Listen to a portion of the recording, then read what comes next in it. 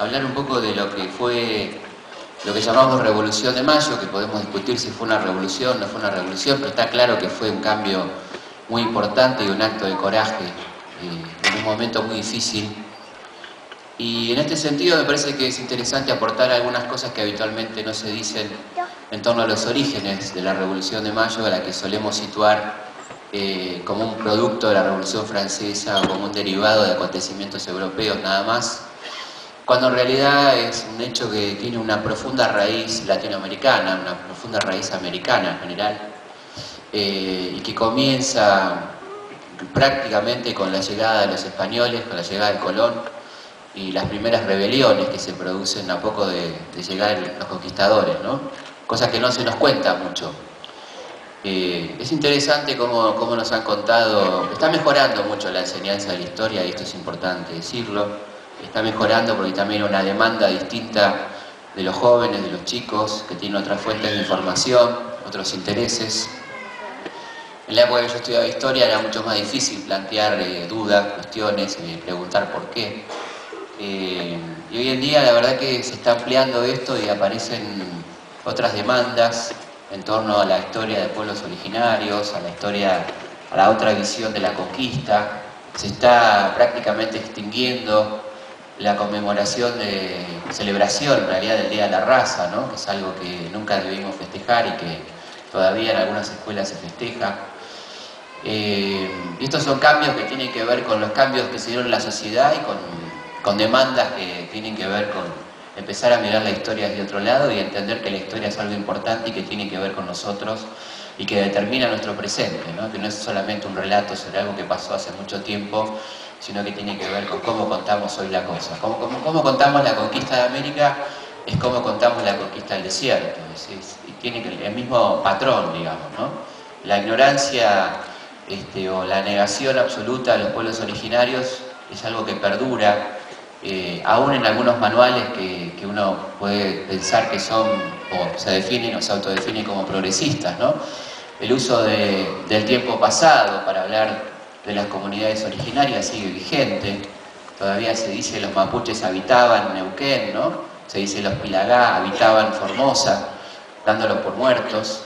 Y se sigue todavía insistiendo con un discurso zoológico en cuanto a la descripción de actividades de las comunidades originarias, donde se habla de usos y costumbres en vez de cultura, donde se habla de mitos y leyendas en vez de hablar de religión, donde se habla de dialecto en lugar de hablar de lenguas o de lenguaje, es decir, toda una terminología que tiende claramente a devaluar a estos pueblos y que vamos acostumbrándonos y vamos naturalizándonos a usarlo como un lenguaje cotidiano. Decía entonces que la conquista, el llamado descubrimiento de América, que es una frase que no tiene ningún asidero científico, ¿no? Pensando en que este señor Cristóbal Colón llega a un lugar que no tiene la menor idea cuál es. Recordemos que él permanentemente está buscando la China, está buscando el Japón. Cuando llega a Panamá cree que está en el Ganges, en la India, que tiene un nivel de desorientación muy grande, y la verdad es que llamar a esa persona descubridor es un poco mucho, ¿no? Y además lo que significó el inicio de esa conquista tan tremenda para América.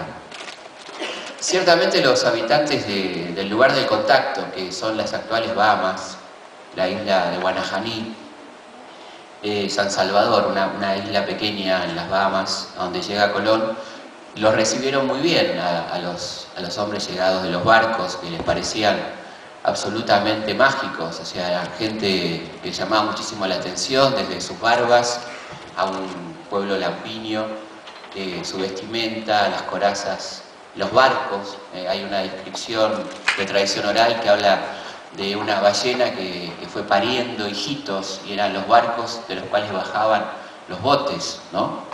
Esa visión de algo tan desconocido y tan distinto, esas dos culturas tan diferentes que se van conociendo, y esa confianza va a ser traicionada por la esclavización, la utilización, el exterminio de esa población, que pronto se va a revelar. Pensemos que Colón llega a principios de octubre de 1492, y para enero del 93 tenemos la primera gran rebelión antillana encabezada por una pareja de arahuacos, Anacaona y Caonabó.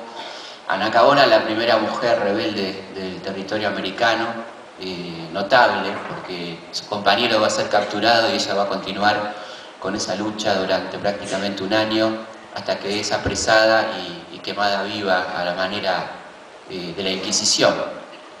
Esa rebelión no va a parar, digamos, porque se va a trasladar luego a la isla de Cuba, después va a pasar a lo que llamaron ellos Santo Domingo con la Española. Ahí continúa a manos de Guatey, un gran rebelde que al ser capturado, después de varios meses de resistencia y sublevar a su pueblo contra los conquistadores, al ser capturado se le pregunta cómo quiere morir, ¿no? Si quiere morir rápidamente, ahorcado, y eso significa que va a poder ir al cielo, si se confiesa y se transforma en un católico, o si quiere mantener su fe infiel, como decían ellos, morir de muerte muy lenta con leña verde quemado e ir al infierno. A lo que Guatey, pionero de los rebeldes americanos, pregunta si en el cielo hay españoles. Y cuando le responden que sí, dice, bueno, entonces leña verde, ¿no? Hablando un poco de la barbarie que él veía en esos hombres, representantes teóricamente de la civilización. La rebelión va a continuar con Enriquillo en el actual territorio de Dominicana, un hombre, el Invencible, llamado el Invencible porque nunca lo logran vencer, muere en combate en una zona liberada, en las montañas. Continuará luego en el continente, en Panamá, donde Colón corre serio riesgo de vida en su tercer viaje. Continúa en la Gran Colombia. Es decir, que cosas que no se nos cuentan habitualmente, porque la idea es que llegaron, conquistaron y se terminó ahí la cuestión, ¿no? Que fueron recibidos como dioses. Se nos cuenta en el caso de la notable conquista de México, donde se nos dice que 135 hombres lograron dominar al imperio más grande de América, cosa que es falsa, porque en realidad ellos tenían alianzas con otros pueblos y eran miles y miles de guerreros los que toman finalmente Tenochtitlán después de la gran rebelión del pueblo azteca, que se subleva después de haberlos considerado dioses y dándose cuenta que de dioses no tienen nada, ¿no? O como cuenta Oviedo, de la zona del Darién, cuando un cacique que había creído en ellos y luego se da cuenta de que lo único que quieren es oro y explotación, deciden probar de ajusticiar a un español y probar qué pasaba, porque ellos se habían escuchado que al tercer día resucitaban, ¿no? Esto es lo que decían los sacerdotes y la gente que los acompañaba. Entonces los dejan 3 días hasta que al tercer día, lejos de resucitar, el hombre se empieza a pudrir, ¿no? Entonces ahí deciden que pueden ser vencidos, y esto lo cuenta Oviedo de la manera uno de los cronistas, ¿no? Y ahí comienza la lucha en esa zona que va a durar muchísimo tiempo. La resistencia duró, si ustedes piensan, de 1493 en nuestro territorio, el actual territorio argentino, hasta 1918, la última zona de resistencia al avance contra los pueblos originarios. Esa última batalla se da en el actual territorio chaqueño, la otra conquista, la conquista del Desierto Verde.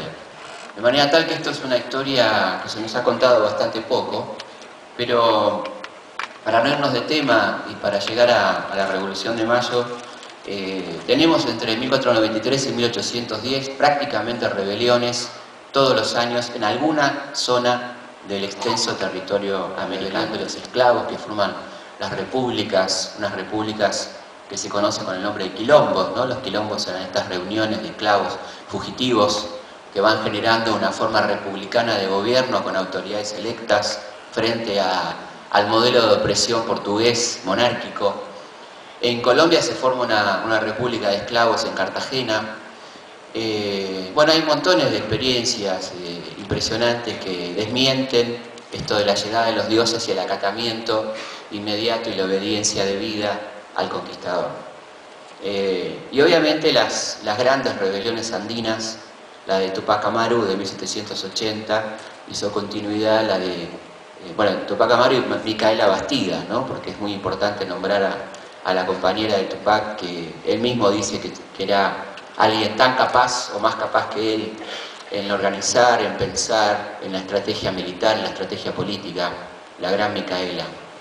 Y como ustedes saben, el castigo a la familia Tupac Amaru fue tremendo, y acá hay algo muy interesante para recordar cómo nos cuentan la historia, ¿no? Todos sabemos cómo mueren los Tupac Amaru, ¿no? O por lo menos Tupac Amaru, que muere descuartizado, pero no se nos enseña por qué muere, ¿no? O cuál era la causa de la rebelión. O sea, fíjense qué didáctica que es la historia Poder, donde sabemos perfectamente cómo termina un rebelde, pero no se nos agrega información sobre por qué se había rebelado este hombre, un hombre que podía haber pasado una vida muy cómoda, un cacique, un curaca, con todas las comodidades que se le daba aún dentro del Imperio Español, para que controle a su gente, y sin embargo él asume la representación de toda su gente, sublevándose y creando la más grande rebelión de que se tenga memoria en América, ¿no? Un ejército de 100.000 indígenas que se va a extender desde Ecuador hasta nuestra provincia de Mendoza, y que va a poner en serio riesgo al Imperio Español, que solamente por la traición es derrotada finalmente, ¿no? Y bueno, termina con este descuartizamiento de toda la familia completa, salvo el hijo menor, Fernando, que es obligado a ver el suplicio de sus padres y luego enviado a una prisión en África y muere en el viaje, un chico de 9 años, ¿no? Y esa lucha continúa después por Tupac Katari, decíamos, en el actual territorio de Bolivia, y su mujer Bartolina Sisa, que hoy en día han sido declarados héroes nacionales después de muchísimos siglos de olvido y de oprobio. Y evidentemente estos episodios andinos, estas rebeliones tan notables, con un pensamiento tan claro, porque el pensamiento de Tupac Amaru es un pensamiento revolucionario, porque toma algunos elementos muy modernos.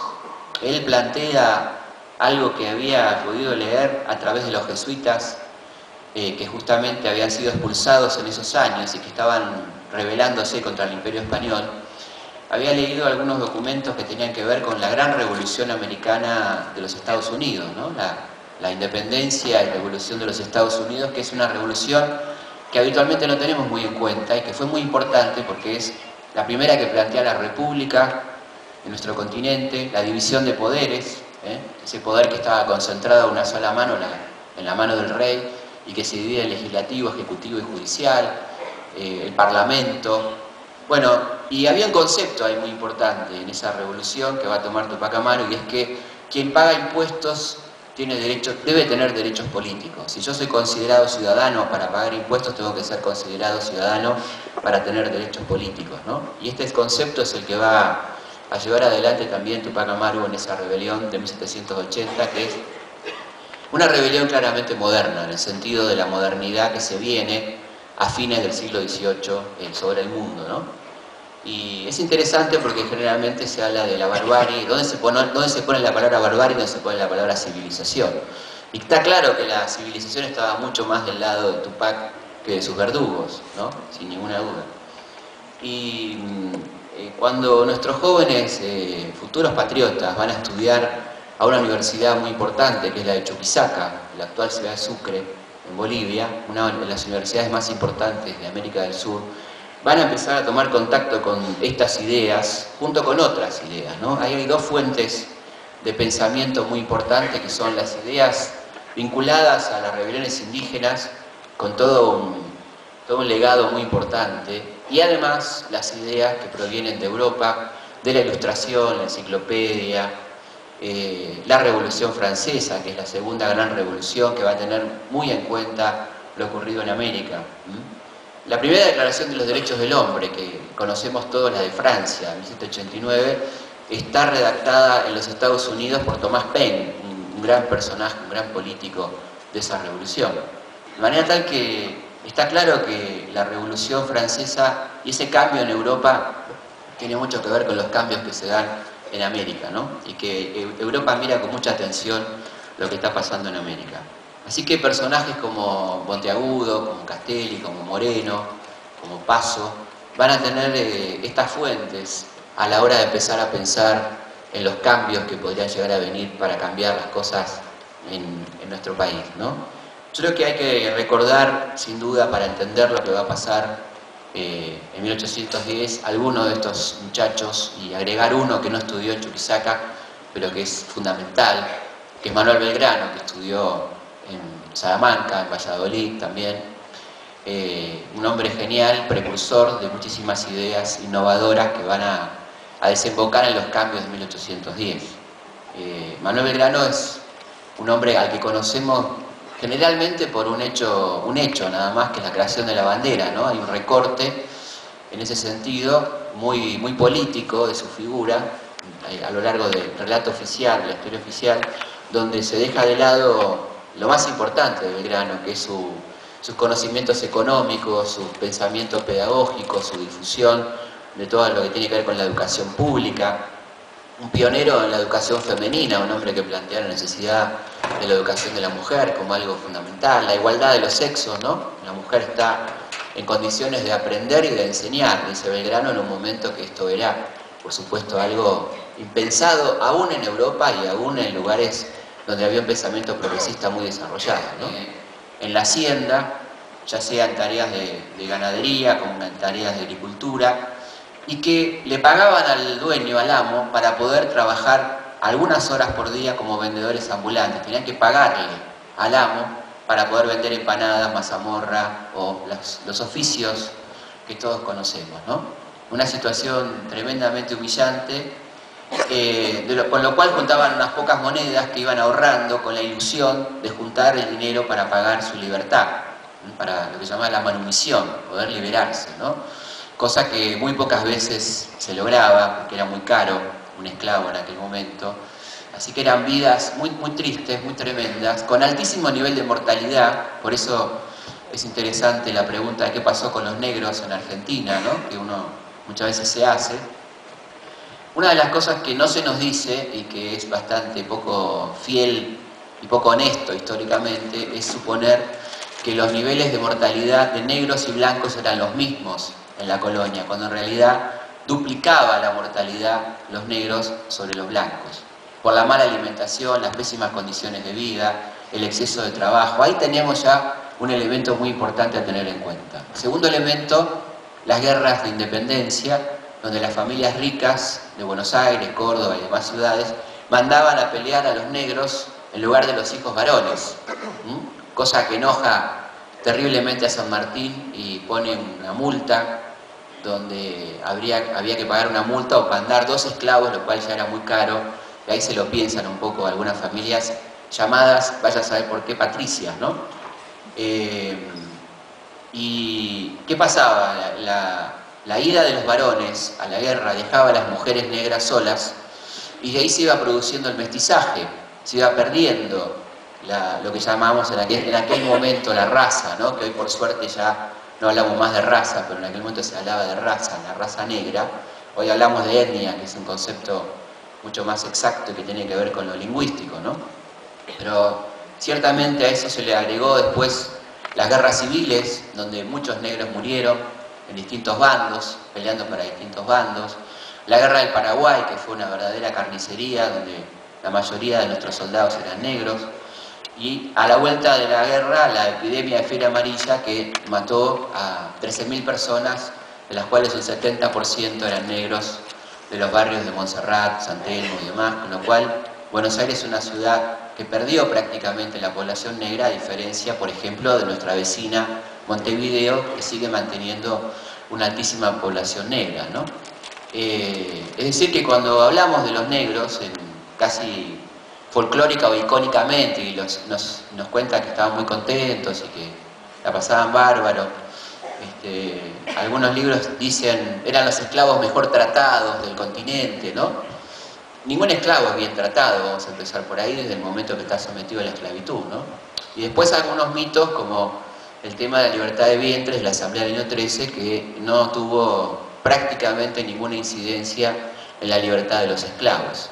De la cantidad de esclavos, que, insisto, eran el 40% de la población, los documentos nos hablan aproximadamente de 50 liberados, que pasaban no a un estado de libertad, sino a un patronato del Estado, o sea que el Estado era el propietario de estos esclavos, así que esta supuesta libertad de vientres no se concretaba, y había que esperar a que aparezcan los ejércitos patriotas, donde sí aparecía la libertad a cambio de luchar por esa libertad, como en el caso de San Martín y su impresionante cantidad de negros en su cruce de los Andes, ¿no?